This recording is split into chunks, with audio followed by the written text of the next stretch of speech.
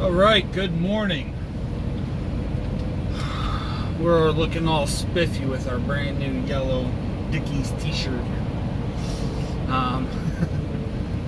We're sitting over here in Harbor Creek. I ended up deadheading over here last night just to get closer to Ohio to see if we could find something better.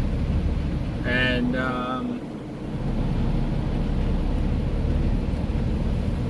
there was a $1,400 load going up to Plattsburgh, New York that I tried jumping on. That was already gone. Coming out of Ohio. And then there was a Texas load that I really didn't want to do. Coming out of South Lyon going to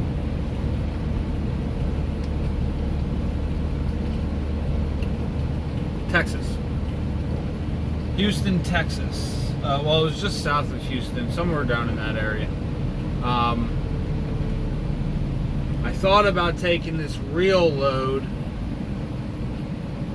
this plastic pipe reel load.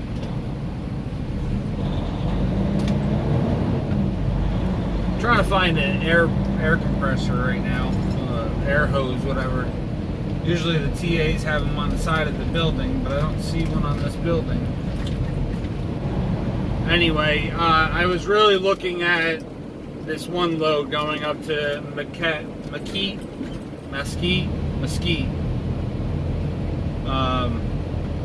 Marquette, that was it. Michigan. We'll have to stop down the road and see if we can get some air. Anyway, the Marquette, Michigan, that one was just too cheap. I don't know why you have a load going to the Upper Peninsula, which is Marquette, Michigan, for those that don't know or haven't looked it up yet, is directly above Wisconsin.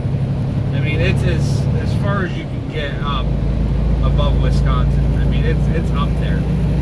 And they were paying $1.85 a mile, knowing damn well we're going to have to bounce out of that area.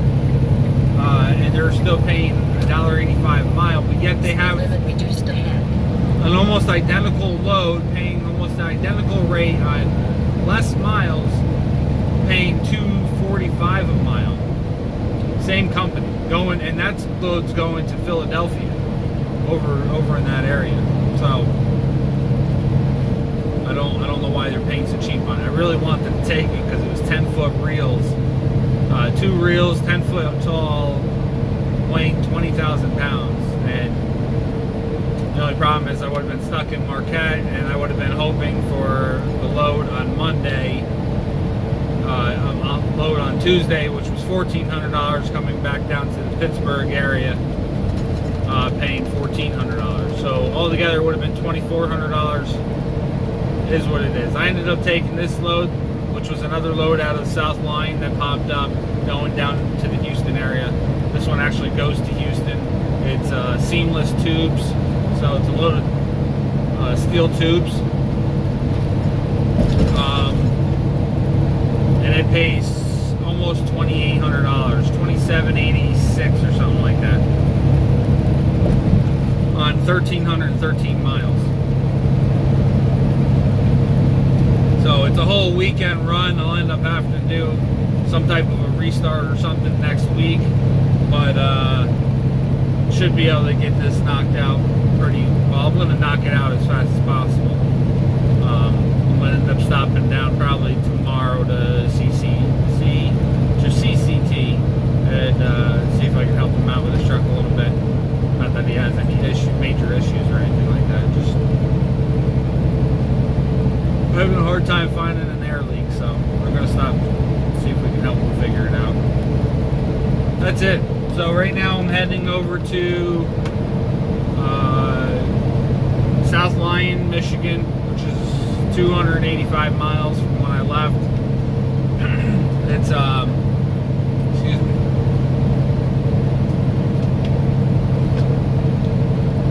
On my way, I'm going to stop at the TA, the first TA here in Ohio, and I'm going to grab 60 gallons of fuel from there. I only need 50, but if I'm getting fuel, I might as well grab that extra 10 so that I have a shower. fuel at the Loves after I get loaded. The fuel's only like $1.55 up there for us. But right now, I know what I've said about TAs in the past, but right now with everything going on, I don't care if it's 0.2 of a cent cheaper. I'm taking whatever the cheapest fuel is. At this, like I said, at this rate, I'm getting the extra 10 gallons for the shower, but I only need like 47 gallons to go up there, and I'm on a quarter of a tank right now. And I'll run that thing till empty, but I just want to have a little extra when I get up there.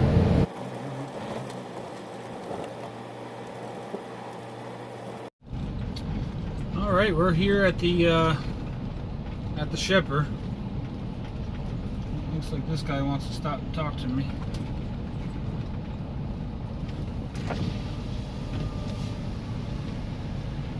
Nobody back there right now, but I'm gonna go send somebody back right now. Okay. So just be a couple minutes. Excellent, excellent. Appreciate it. Yeah.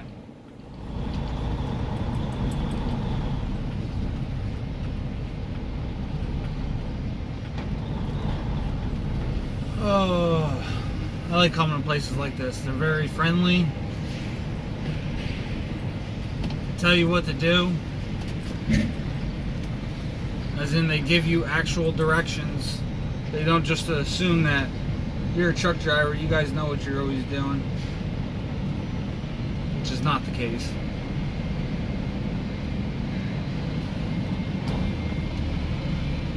I have picked up here before, and if I can find the video, I'm gonna put it up top in a card right here. But I'm not sure if I'm gonna find that video. It's been quite a while. This video might release before I actually get the card up there, but I will try to get the card up there.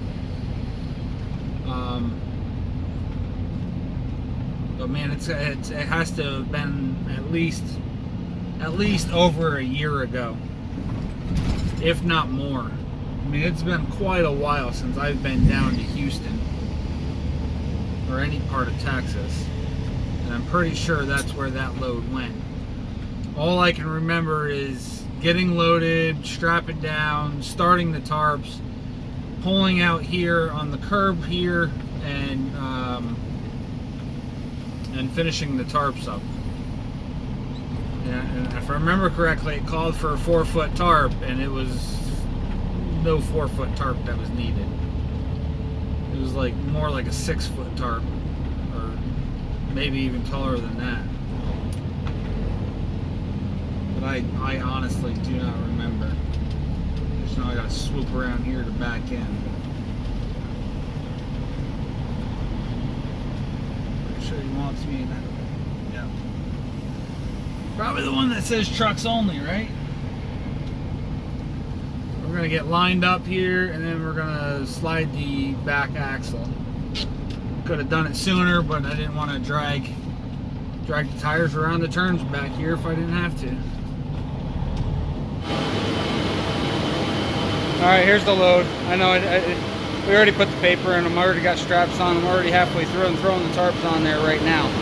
But that's what we got. We got 2 layers. My only problem with this load is we're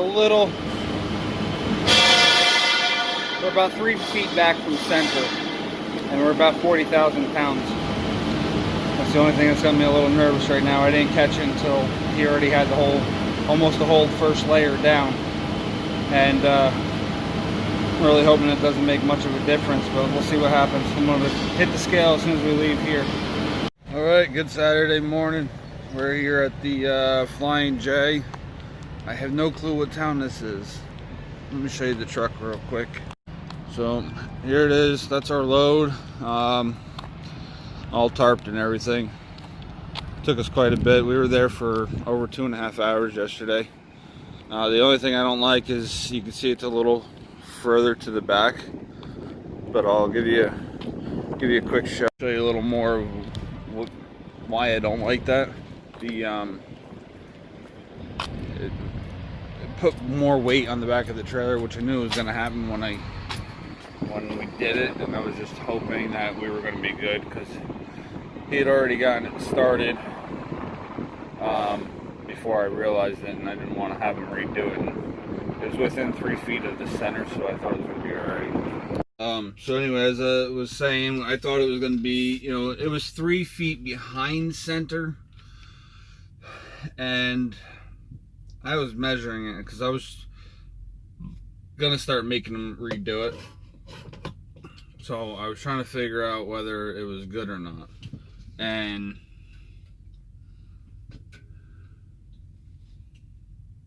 shoot, I stopped at 9:45 last night, and I was thinking that 7:45 was the start of my 8 hours, but that was my 10-hour break. Now I got 15 minutes left for my 10-hour break. I was just trying to do an 8-hour sleeper, get a few hours back, run down to Louisville, spend a couple hours there, which I'm still going to spend a little more time there, but oh well, that's fine. It is what it is. Anyway, we're here in the Flying J in Beaver Dam, Ohio. Not really sure what exit it is. Let's see if we can take a quick look. It's trying to get me to go back through town. That's stupid. Exit 135 off of 75.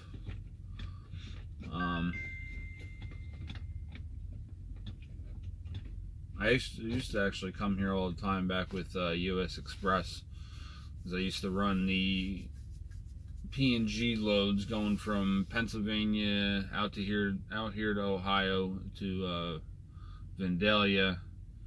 Then I would grab a load of detergent, which was right down the road. I can't remember the name of that town, and bring that over to Shippensburg. Anyway, the load ended up, this is what the load ended up turning out for our axle weights. Not my favorite. You can see we got the 11,720 on the steers, the 25,440 on the drives, and the 37,540 on the trailer, totaling out at 74,700.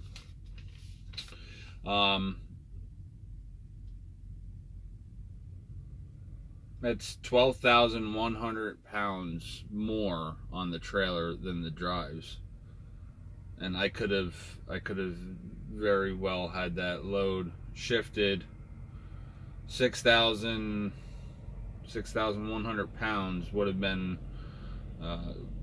6,050 pounds more towards the front, would have been a more even load, and at that point I could have had left it as a tandem instead of a spread axle. Right now I have no choice. I have to have it spread because of that weight. But had it been moved, maybe, I don't know. I want to do some measurements and stuff later on, so we'll figure it out then. But I think if it was like maybe 8 feet forward from where it is, it probably would have been a lot more evened out.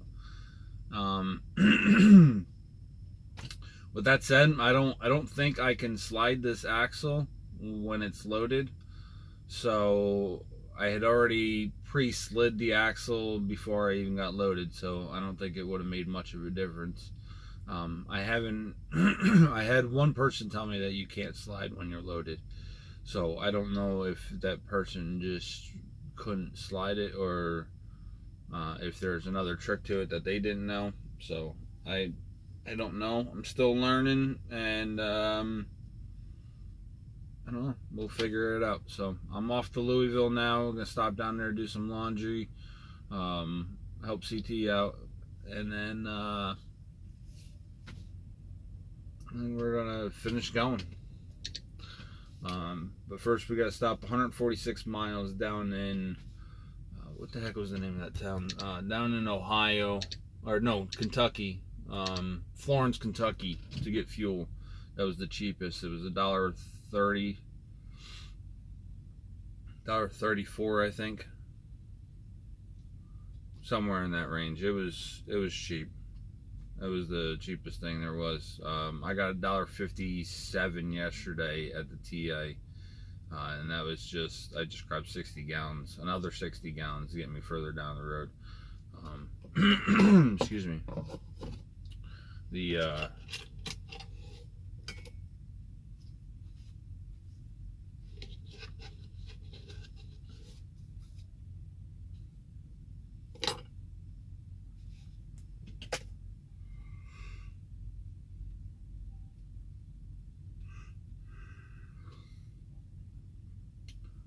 So that's it. I will update you guys here in a little bit. Good morning, guys. So spent the night here in Denmark, Tennessee. I guess it's just east of Memphis. I don't think it's too far from Memphis. Don't really have much to talk about right now. Yesterday we stopped at Mercer, helped out CT for a little while, and that's it. We got a couple things done over there. Did some grocery shopping.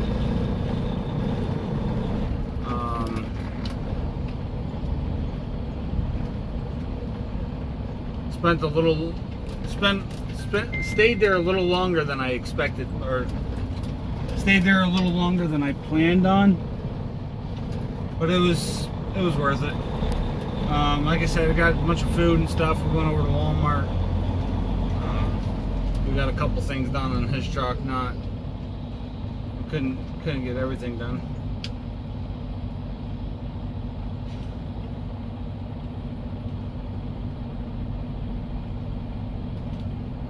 Trying to make sure this guy's got enough room to get in here.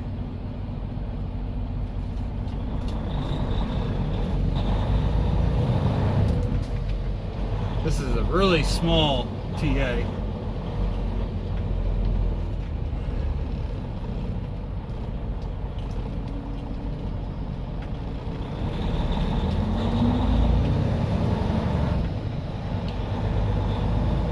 Anyway, we have 644 miles to go. Just started calculating for some reason. Yeah. 644 miles to go. Take the entrance to the left on I-40 West. ETA is 7:06 Central Time.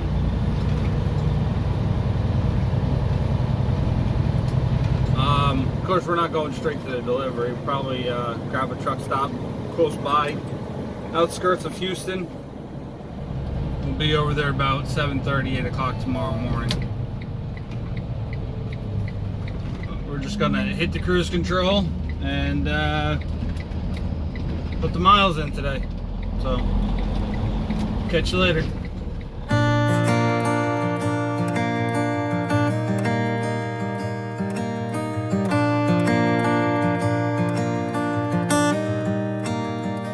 Had a few kids, bought a new house, promised you heaven, but it never did work out.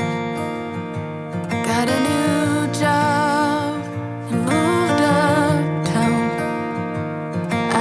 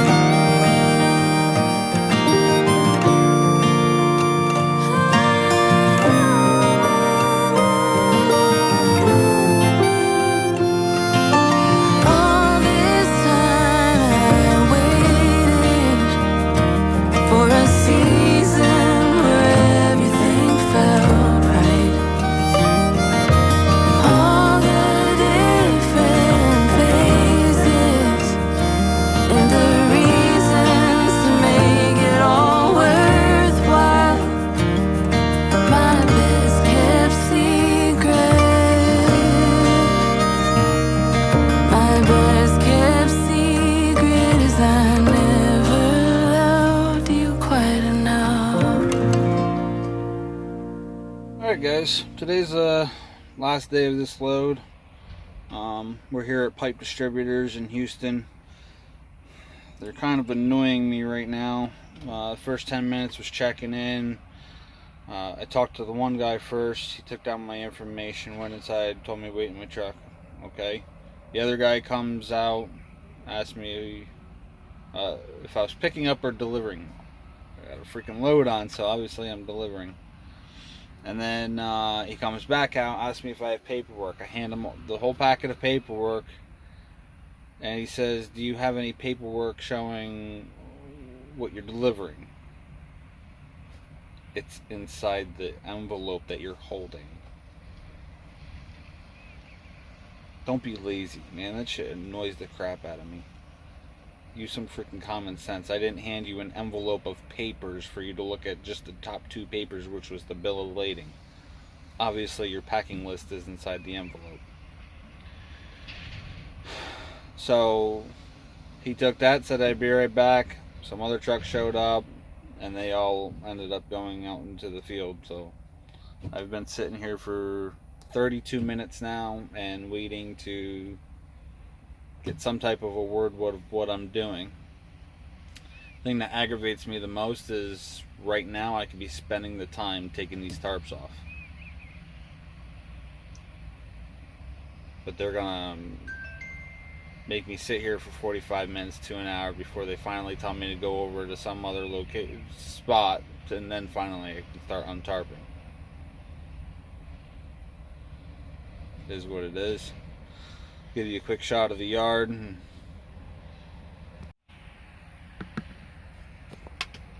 can't see much through my stuff, huh? I got a couple buildings behind me. You can kind of see in that mirror too. Can't quite see it back there, but the yard is huge. But anyway, I'm gonna end the video here. I don't know what I'm doing next, but whatever it is, it'll be in the next video. So thanks for watching, guys. Stay safe, and we will see you next time. Quick showing how I did this. Other than the 2 tarps I had on top, I have these 2 10x10 tarps. I call them my padding / smoke tarps. So I use them if I have like really small pallets that I need to do. I leave them mostly unfolded just slightly, and I drape it over the front and the back, and then I throw a 2-inch strap over top of it to make sure it stays in place. And that's just to protect the main tarp from getting any more tears or holes in it. Plus I had them giving me this wax paper to give me a little added protection.